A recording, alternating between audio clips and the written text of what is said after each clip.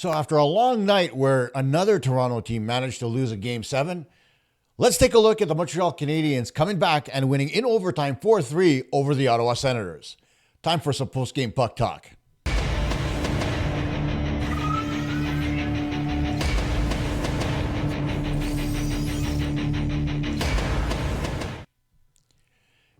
Evening, folks. Coach K here for Puck Talk Montreal, welcoming you to this post-game edition of the show for, call it November 1st. But in all honesty, what a great season for the Toronto Blue Jays. Hats off to everybody on that team, manager John Schneider, Vladimir Guerrero. The list goes on and on. It was a great season. Fell a little bit short. I absolutely hate the Dodgers ever since 1981. So I never want them to win. I don't care who they're playing. But, you know, Game 7, Toronto. I mean, it's in the cards, right? Anyhow, getting away from all that, let's take a look at something closer to home as far as the Montreal Canadiens are concerned. The Habs, going into tonight's game, throwing Sam Montembeault to the Wolves to play against the Ottawa Senators. How did it turn out? We'll show you, but first, Instacustoms. Instacustoms.com is Canada's highest rated print shop with over 3,000 Google reviews and a 4.9 star rating. They offer direct-to-garment printing on all your favorite clothing, along with coffee and travel mugs, and they even offer embroidery. Habs won a Stanley Cup? You can win too on Stanley Street at instacustoms.com. Now here's the fun part. This game started out identical to the Kraken game. Who started the scoring? Well, at 7:05 of the first period, who else but Cole Caulfield on a clear-cut breakaway. As he comes in, he gets this pass, and he comes in all alone. He goes 5-hole on Ullmark, who eventually, if you look at the replay, he kicks it in himself. Watch this. Here comes Caulfield. He puts it between his legs and off his left foot and in to make it 1-0 for the good guys. Next, Slafkovsky, a power play goal. When did that come? Well, that came at 9:25 of the first period. And it's some of the prettiest passing you will ever see, especially the dish in front by Nick Suzuki. Demidov along the half wall, sends it back to the point, goes down, Caulfield, Suzuki, Slafkovsky, net. Watch this again. Bing, bang, boom. Nothing that the Senators could do there, and after one period of play, the Montreal Canadiens come away with a 2-0 lead. Everything looks good. Cue the comeback by the Ottawa Senators in the second period. And it's not your usual second period. It's not if the Montreal Canadiens played a poor second period. But the latter half of that period, there were a few shortcomings. They were a little bit too tentative, and the Senators took advantage of it. Now, the first goal, I mean, this one, call me hard on Montembeault, but I'd love to know why the hell he came off the post when the puck was right there. Watch this. As coming in is Zetterberg. He cuts towards the net, hits the side of the goal. The puck's right on his Montembeault's pad, and then Batherson comes in and bangs it home. Here it is again. Watch this. Here comes Zetterberg. The puck never leaves. Watch this. It's right there. And boom, Batherson just hammers it home to make it 2-1. Call it what it is. We'll talk about it in a bit. Then, here's one that people called controversial. I don't think it is so much. Claude Giroux goes into the crease in front of Montembeault and get wedged in between Montembeault and Noah Dobson. Dobson does not give Claude Giroux ample opportunity to get out of the crease. And then Michael Amadio's shot is kicked out by Montembeault off the skate of Mike Matheson into the net. Watch this. You want to talk about bad luck? Here's some bad luck for you. Okay, watch as Giroux gets in behind Dobson. Dobson squeezing him out. Here comes the shot. Montembeault reacts, kicks his leg out. It hits Matheson in the skate and goes in. Watch again. Montembeault, felt it. Oh boy, there it is. Remember when I talk about rebound control going straight out into the slot? That's part of the problem. Although that was reactionary, I'm not going to put that one on Monty so much as I am the fact that Dobson, if he would have allowed Giroux out of the crease, Monty may have had a better look at the puck and been able to stop it a little bit more cleanly. So that one's a wash. Then comes the third goal in the third period, which was scored at 12:27 by Tim Stützle. If you watch very carefully, okay, this is a 2-on-1. Stützle coming down.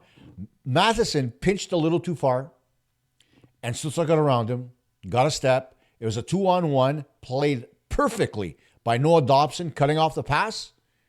You would think that, our goalie would have recognized that, but no, he didn't. Instead, watch this. Stützle, okay, here he races for the puck. He gets away. Watch this, a 2-on-1. I'd love to know exactly what Monty was thinking here. As he flinches toward the inside, watch this. Stützle, a small little fake, and it goes over the top corner. When you want to talk about shoddy, unconvincing goaltending, that was it right there. So now the Senators lead 3-2, and we're approaching the final minutes of the hockey game. Cue heroics by one number 93, Ivan Demidov. As Demidov runs the give and go with Lane Hutson into the slot, clapper, tie hockey game. Here it is again. Batherson, drop pass, Demidov, Hutson, Demidov, back of the net. Beautiful. And it's very similar to the give and go that Demidov scored earlier in the season with Patrick Laine, except on that occasion, he went to his backhand and put it home over the goaltender. But in this case, an absolute rocket of a shot, screen in front, nothing Ullmark can do. We're tied up at 3. Going into overtime. And I don't know about you, but as far as the Canadiens are concerned, I am the most confident person on the planet when it comes to the Canadiens going to overtime. So the boys get in there. This time around, though, Cole Caulfield doesn't score the winner. Instead, we can thank Drake Batherson for the brain fart of the century. Now, let me explain this to you, okay, in terms that everybody can understand.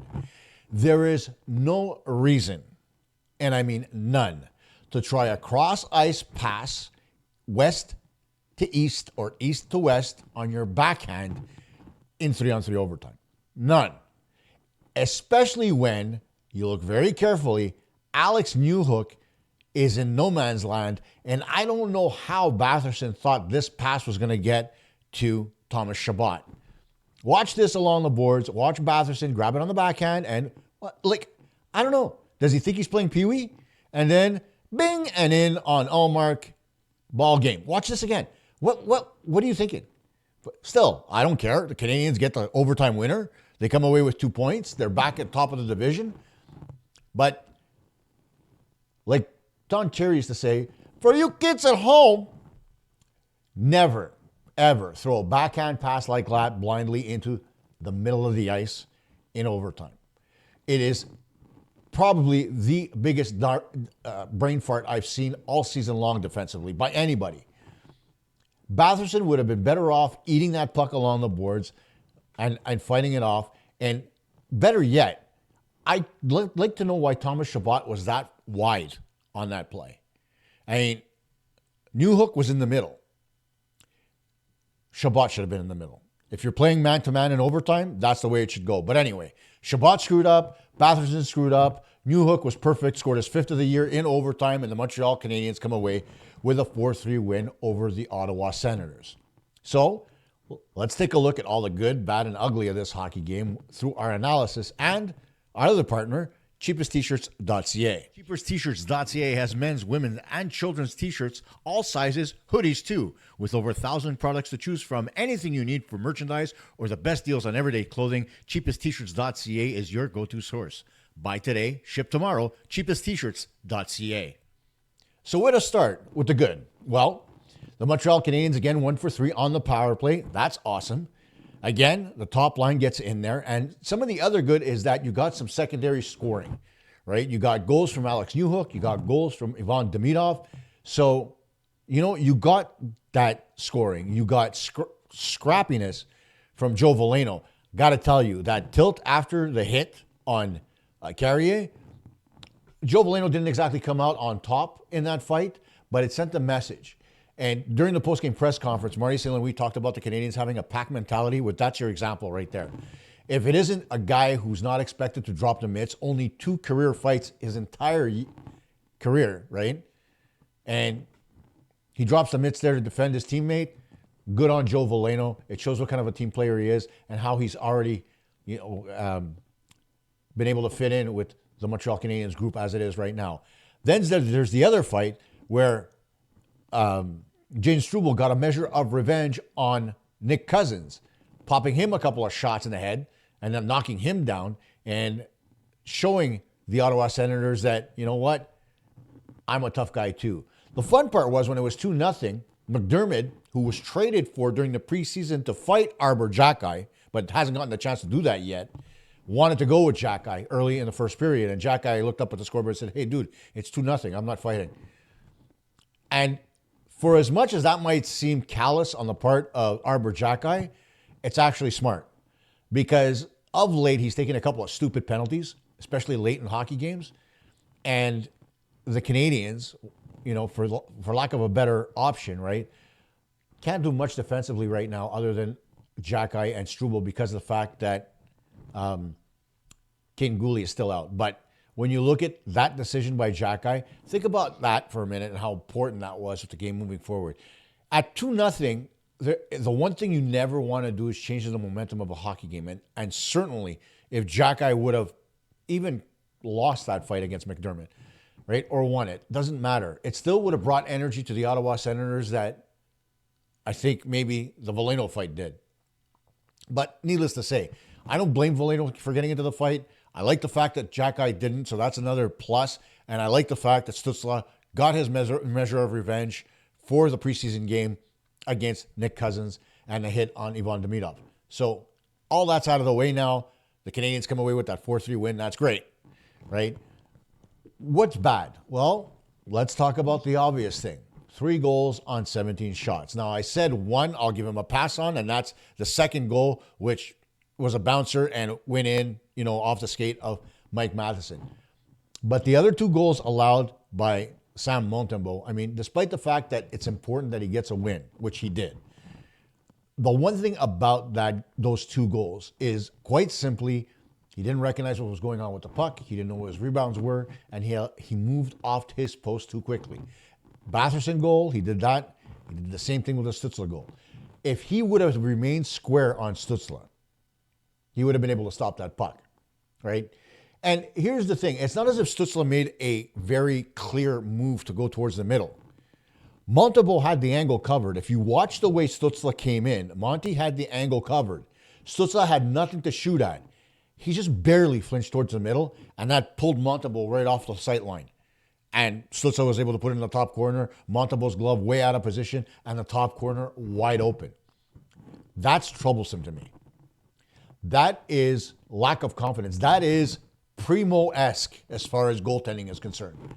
And that's bothering me to no end. And I'm not blaming Montembeault for this.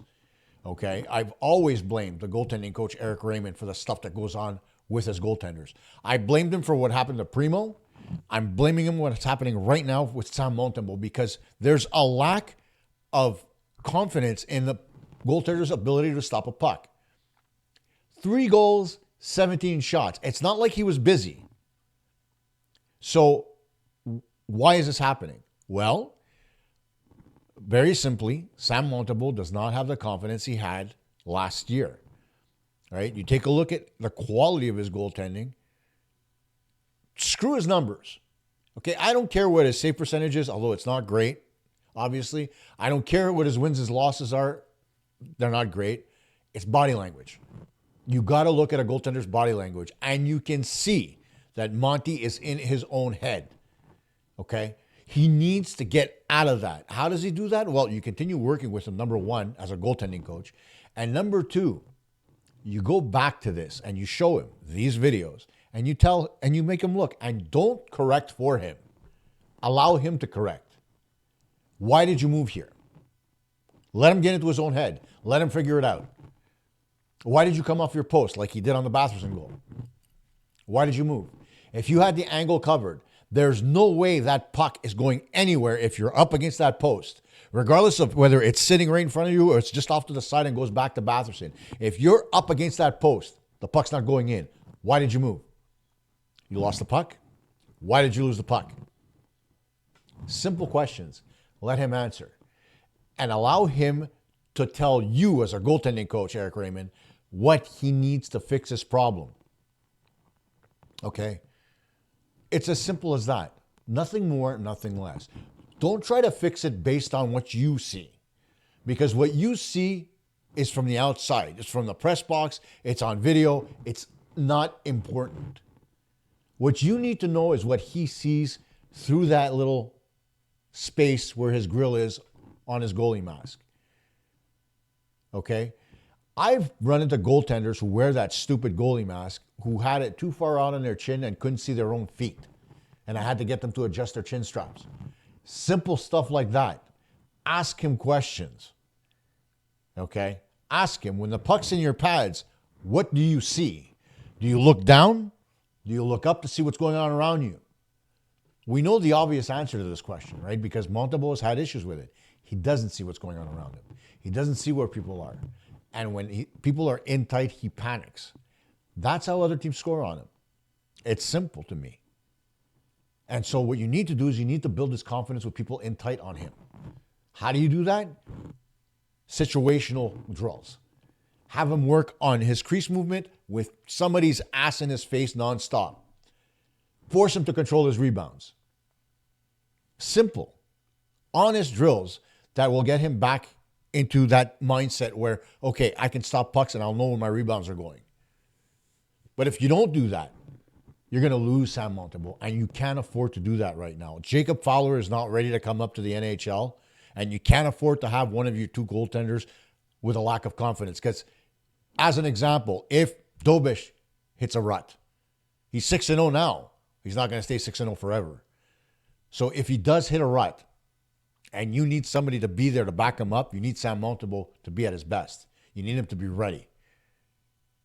And vice versa, if Montembeault starts to play well and falters, you need Dobish, as he's done to start this season, to be there to fill in the void.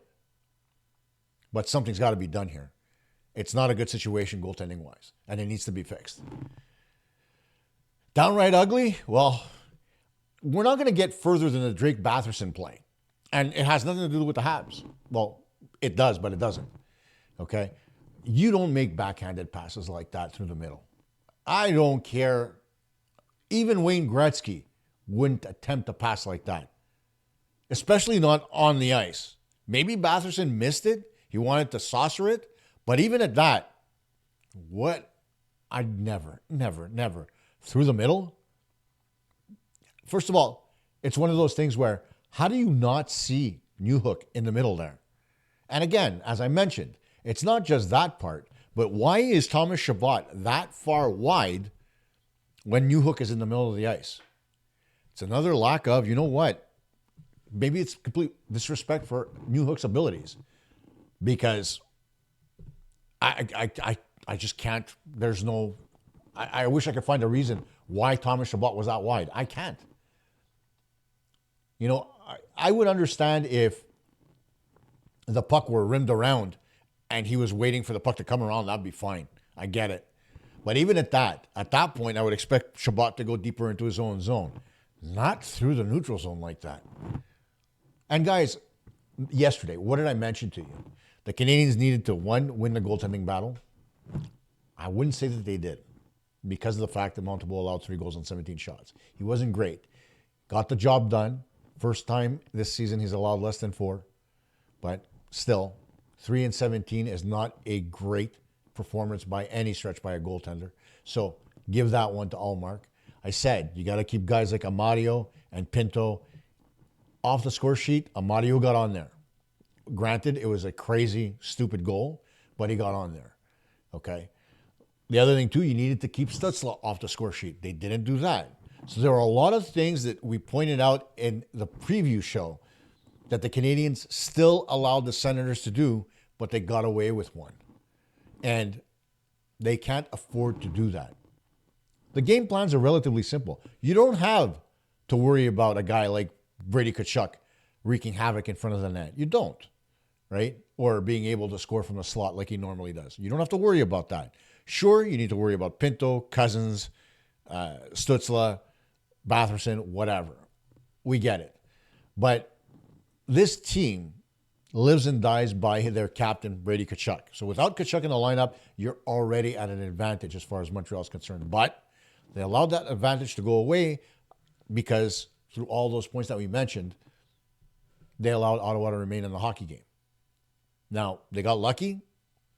Some of their, we said they needed secondary scoring. We said they needed to continue to score in the power play. So they hit on 2 of 5 points to win the hockey game. Normally, when that's the case, you don't win. You need at least 3 of those 5 points to win. So the Canadiens, this one, I would call it a steal because even though they dominated the Ottawa Senators from a shot perspective, I don't think they dominated them from any other perspective. Given the fact that, okay, you scored 1 for 3 on the power play.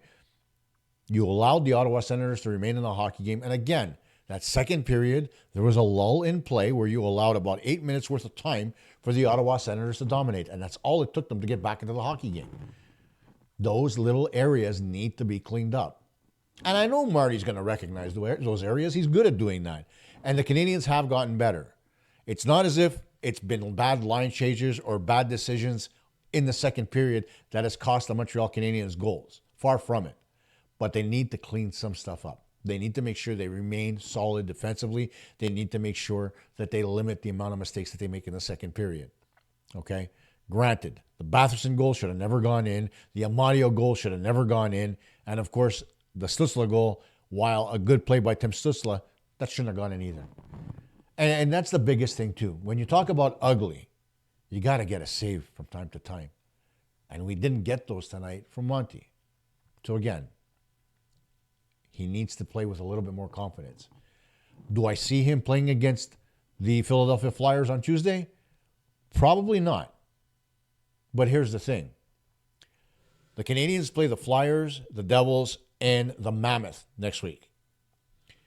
Do you give Monty the game versus the Flyers, Dobish versus the Devils, and the Mammoth on Saturday to either or? Or do you give Dobish Philly and New Jersey and put Sam back in for Saturday night? It's an interesting question. I don't know what the answer is going to be to that. And at a certain point in time, I think the Montreal Canadiens need to make Eric Raymond available for questioning. Because for as much as Marty St. Louis is there saying he believes in Sam, and he does, I'm not calling him a liar by any stretch, at a certain point in time, the goalie coach has to come out and face the music. What's wrong with Sam Montembeault? Eric, what have you been working on? What do you think he needs to continue to work on to become better? There has to be some accountability. For as much transparency as the Montreal Canadiens have, they need to make Eric Raymond available so he can face the music. I'd like to see what kind of questions people are going to ask him. Because if there's one thing people don't understand, it's the goaltending position. Most people don't get it. They go out there and they make up things as they go along. Oh, you should be able to stop the puck if you see it. Oh, you should be able to go down the butterfly and slide across. It's not as easy as you think, right?